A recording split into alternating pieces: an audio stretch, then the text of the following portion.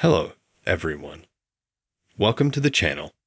In this video, I will show and tell you how to change the payment account in Google Play Store. Please subscribe to the channel. Watch this video to the end. Give it a like.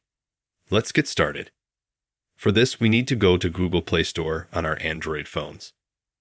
Also in the top right corner, once we're here, click under Profile. Click on Payments and Subscriptions. Click Payment Methods.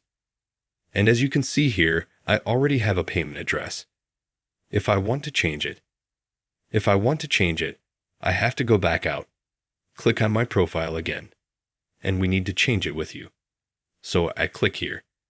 And here we have to click on another profile or click on Add and create a new one. I click here to go to another profile. It's a brand new one. I click on it again. I do the same thing here. And now here I have it completely blank. I can add a payment account. I can write my credit or debit card. And after that, I can change my Google Play payment account. That's the simple way to do it. But if you liked this video and it helped you, you can like it, subscribe to the channel. Goodbye.